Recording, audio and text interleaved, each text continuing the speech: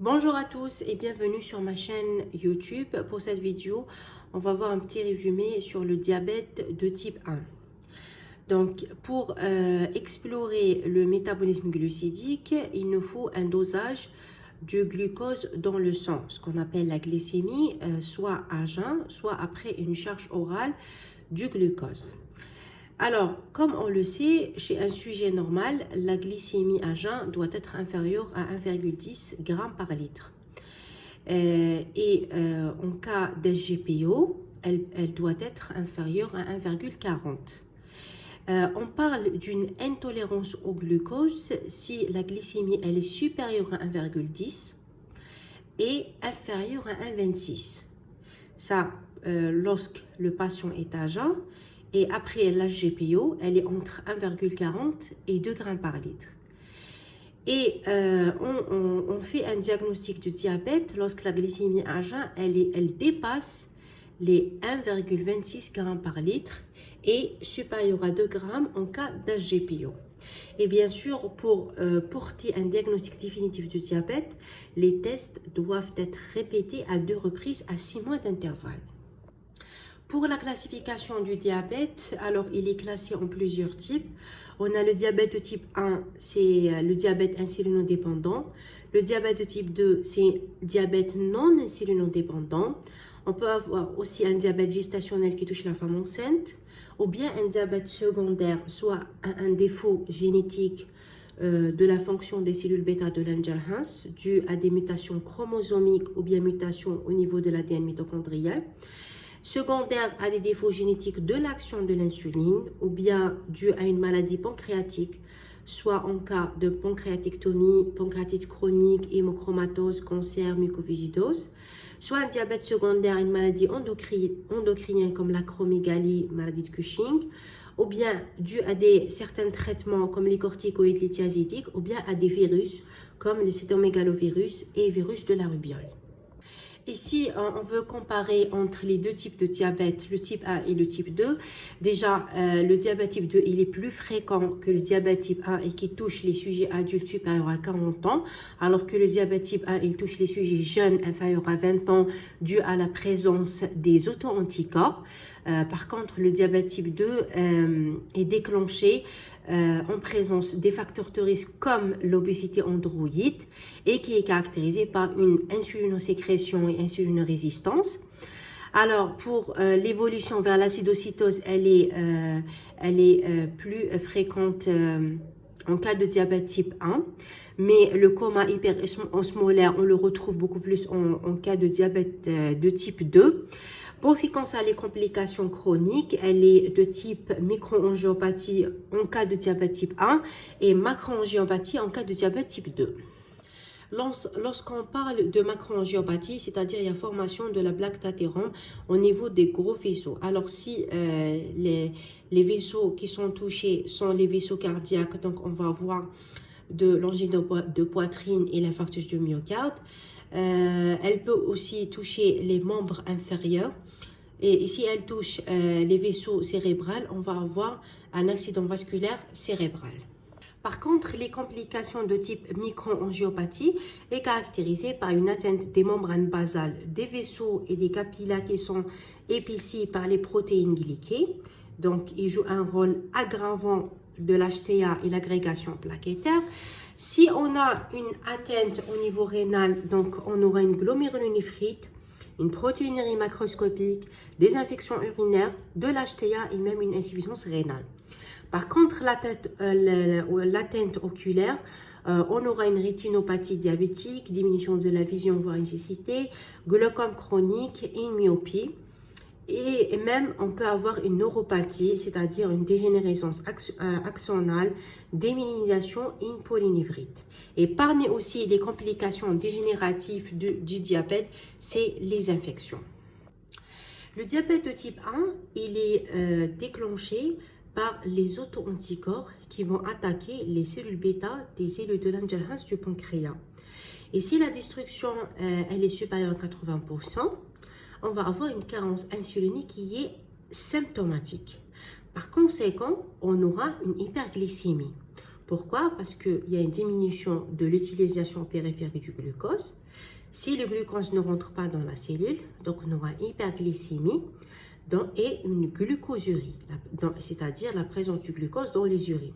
Et puisque le glucose est une molécule osmotiquement active, on va avoir une polyurie osmotique. La polyurie, elle va déclencher une déshydratation, avec stimulation du centre de la soif. Donc, on aura une polydipsie qui est secondaire. Et puisque le glucose, on a dit qu'il ne rentre pas dans la cellule, donc le foie, il va stimuler la synthèse du glucose à partir de la néoglucogénèse avec dégradation du glycogène. On aura aussi une augmentation de la lipolyse périphérique. Lipolyse, dégradation des triglycérides, donc augmentation de l'acétyl-CoA qui va saturer le cycle de Krebs. L'augmentation de l'acétyl-CoA, il va être dévié vers la synthèse des corps cétoniques. C'est pour ça qu'on aura l'acidocytose métabolique. Et aussi, on aura diminution de l'anabolisme protidique, c'est-à-dire la glucopénie intracellulaire, elle est responsable de l'augmentation des hormones hyperglycémiantes, comme le glucagon, adrénaline et le cortisol. Du coup, qu'est-ce qu'on aura? On aura la néoglucogénèse à partir de la dégradation des protéines et des lipides, ce qui va entraîner une asthénie chez le patient. Le diagnostic clinique du diabète de type 1 est caractérisé par la présence du syndrome cardinal qui est caractérisé par la présence d'une polyurie, polydipsie, polyphagie, amigrisme ou une asthénie, avec une hépatomégalie par stéatose qui est possible.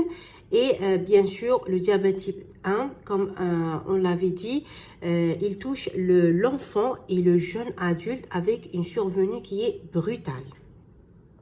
De côté biologique, on aura une hyperglycémie qui est supérieure à 26 g par litre, bien sûr sur 2 dosages. La présence du glucose dans les urines qui est détectée par les bandelettes urinaires sur les urines de 24 heures. On a des signes de déshydratation, c'est-à-dire augmentation de l'hématocrite et une hyperprotéidémie. Le signe d'acidose, c'est-à-dire le pH sanguin est inférieur à 7,38 puisqu'il n'y a pas excrétion des H+. Et bien sûr, l'hyperlipidémie qui est possible. Parmi les étiologies du diabète type 1, on a des facteurs génétiques, soit des facteurs viraux comme le cytomégalovirus, des facteurs auto-immuns, soit dus à la présence des anticorps anti-zélo de Langerhans, ou bien anticorps anti-insuline, anticorps anti-glutamate décarboxylase. Et bien sûr, on peut avoir une association fréquente à d'autres maladies auto-immunes comme l'Hashimoto et Basdo. Maintenant, comment on fait le dépistage systématique des complications et leur suivi? Alors, pour les complications microangiopathie, on va faire un fond d'œil, un bilan rénal de l'ECBU, on va doser la protéinurie et la microalbe si la protéine elle est négative. Pour la macroangiopathie, on va faire un ECG et l'écho-Doppler. Et on peut aussi faire un bilan lipidique et de l'HbA1c.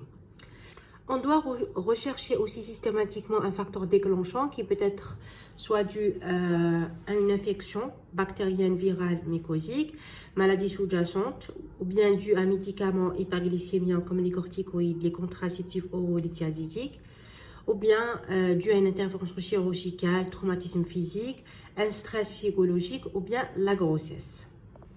Alors, maintenant, comment traiter le diabète de type 1?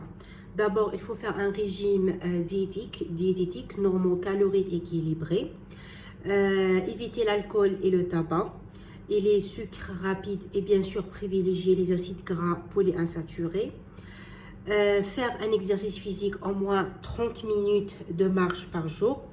Il faut une surveillance médicale, faire un dépistage clinique et dépistage biologique trimestriel et annuel. Donc, dosage de l'HbA1c chaque 3 mois et le bilan des facteurs de risque cardiovasculaire.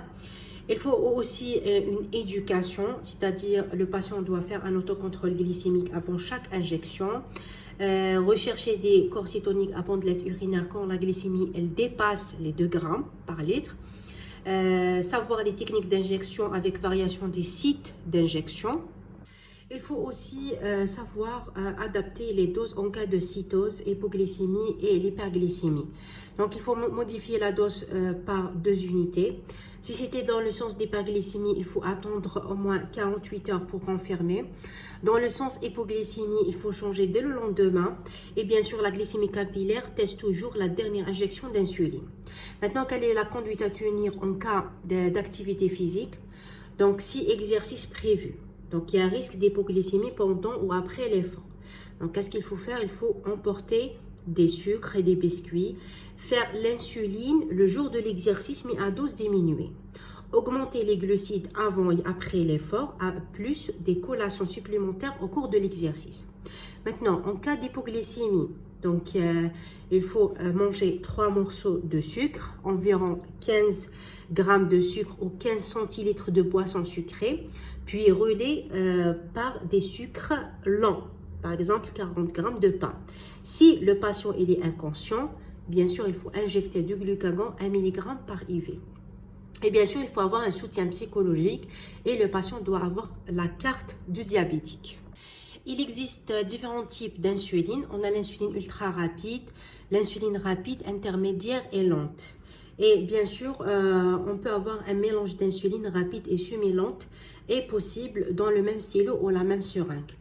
Il existe aussi une pompe implantable pour l'insuline. Donc, elle est indiquée en cas de diabète instable malgré 4 injections par jour. En cas de grossesse pour prévenir les complications materno-fétales. Chez le sujet jeune pour prévenir les complications tardives et même en cas de nécessité d'avoir un contrôle rapide et parfait de la glycémie. Maintenant, quels sont les effets métaboliques de l'insuline? Alors, sur le métabolisme glucidique, c'est une hormone hypoglycémiante. Au niveau du foie, elle permet de capter le glucose, donc augmenter la glycogénogénèse, diminuer la glycogénolyse, diminuer la néoglycogénèse. Au niveau du tissu adipeux, il y a entrée du glucose par un transport actif. Au niveau des muscles, il y a l'entrée du glucose et augmentation de la glycogénogénèse, augmentation de la glycolyse pour avoir de l'énergie et stimulation de la voie de pentose phosphate. Au niveau du métabolisme des lipides, donc c'est une hormone anabolisante. Anabolisante beaucoup plus au niveau du tissu adipeux. Il y aura augmentation de la synthèse des triglycérides, augmentation de la captation des acides gras, diminution de la lipolyse et stimulation de l'activité de la lipoprotéine lipase. Par contre, au niveau du foie, il n'y a pas synthèse ni des corticoïdes toniques ni synthèse des triglycérides.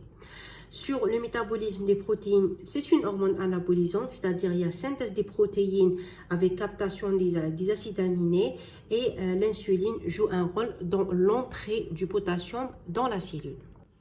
L'insuline présente aussi des effets indésirables, à savoir l'hypoglycémie, l'insulinorésistance. On peut avoir des complications vasculaires et même des troubles visuels au début de traitement.